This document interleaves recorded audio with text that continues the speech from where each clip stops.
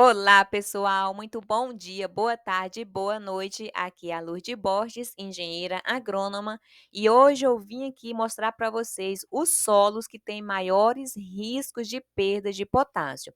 Então, gente, colocar potássio no solo não é barato, né? Então, a gente usa hoje o principal fertilizante é o cloreto de potássio. Então, é importante que quando a gente coloca o fertilizante com os nutrientes ali no solo, que os nutrientes não percam, né, que eles ficam ali disponíveis para as plantas. Mas existem alguns solos, né, que têm a maior chance, maior risco de perdas de potássio. E é importante a gente saber quais são esses solos para a gente já ficar atento no manejo e evitar que esse potássio seja perdido, né? Então, nós vamos falar aqui o solo que tem um risco muito alto de perda de potássio é aqueles solos que receberam doses altas de gesso, o gesso agrícola, né? Por quê, gente? Porque o potássio, assim como o cálcio, o magnésio, eles competem pelo mesmo lugar ali na CTC do solo. E quando a gente coloca uma dose de gesso além, acima daquela recomendada, não vai sobrar espaço ali no solo para guardar o potássio, né? A gente vai ter uma quantidade maior de cálcio quando a gente coloca o gesso, então não vai sobrar espaço para o potássio. Então, se não sobra espaço para o potássio ficar grudado, para ele ficar retido ali no solo, então esse potássio ele corre o risco de ser lixiviado. Mas, gente, se a gente aplica o gesso na dose certa, a gente não corre esse risco.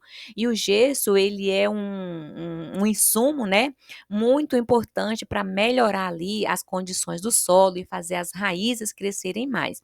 Então, eu recomendo utilizar o gesso, mas a gente precisa utilizar na dose certa. E aqui nós temos uma lavoura de milho mostrando a deficiência de potássio, né? Então, essas folhas de baixo, as folhas mais velhas, com esse amarelado aqui, essa característica, né, um amarelado mais na ponta das folhas mais velhas, é uma característica muito forte da deficiência de potássio, tá bom? E nós temos aqui um outro caso onde a perda de potássio ainda é maior, né? É naqueles solos muito argilosos, aquele solo que tem menos de 7% de argila. Então, gente, a argila, ela é um outro elemento que ajuda a segurar os nutrientes no solo. Então, se os nossos solos têm pouca argila, ele vai ter muita areia.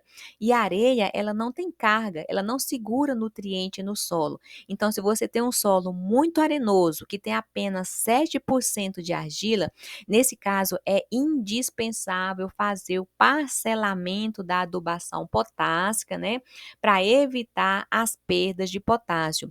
Então, aqui nós temos três espigas de milho, né, com sintoma característico da deficiência de potássio. Então, se você olhar aqui, a ponta da espiga não encheu.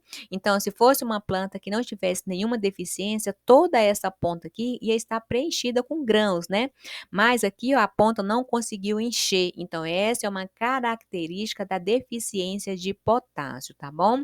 Então, vamos para o próximo. Nós temos aqui um solo aqui, onde os riscos já começam a ficar um pouco menor, mas mesmo assim ainda é muito alto a perda de potássio num solo que tem ali entre 8 até 15% de argila. Ou seja, gente, quanto mais argila a gente tem no solo, menores são os riscos de perda do nutriente potássio, né? E aqui nós temos uma planta de soja com um sintoma característico da deficiência de potássio. Então, vocês observem aqui, né, a ponta das folhas mais velhas começam a ficar amarelada, formando assim esse aspecto de um V.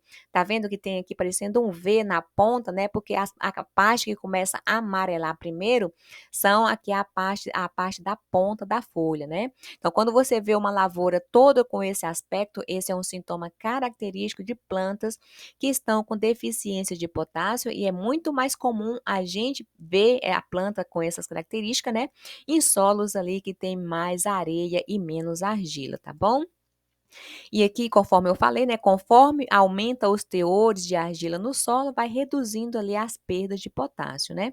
E aqui nós temos mais uma folha de milho apresentando um sintoma característico. Olha aqui, esse aqui é um sintoma bem característico, bem nítido, né?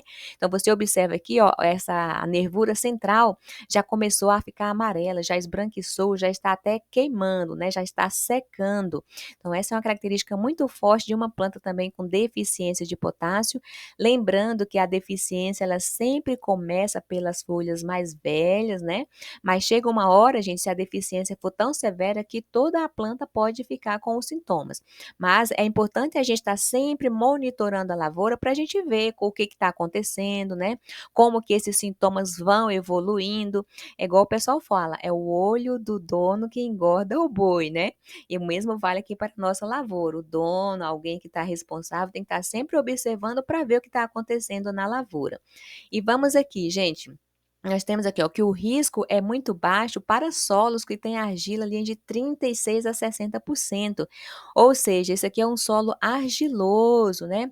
Então, nesses solos onde o teor de argila é maior, a gente pode, não precisa ficar muito preocupado com as perdas de potássio. Qual que é a vantagem aqui no manejo? É que você pode aplicar o potássio de uma única vez, não precisa parcelar, né? E qual que é a vantagem, professora, de aplicar de uma única vez? É a questão de ganho de tempo, né, gente? A gente sabe que ter que entrar na lavoura uma vez, duas vezes, três vezes para fazer uma aplicação, isso leva tempo, né? Isso custa para o produtor, além de estar entrando com um maquinário que pode destruir as plantas, né? Então, se você tem um solo mais argiloso, você pode aplicar de uma única vez. Então, um ponto importante aqui é que uma dose alta de cloreto de potássio não pode ser aplicada ali junto com as sementes, né? Porque o cloreto de potássio, ele é um fertilizante que tem um índice de salinidade muito alta. Então, se você colocar o cloreto junto da semente, as sementes podem até não germinar ou germinar ali com um problema, né? Mas você pode aplicar antes do plantio ou então após ali uns 40, 30 dias, né? Após o plantio da sua lavoura, tá bom?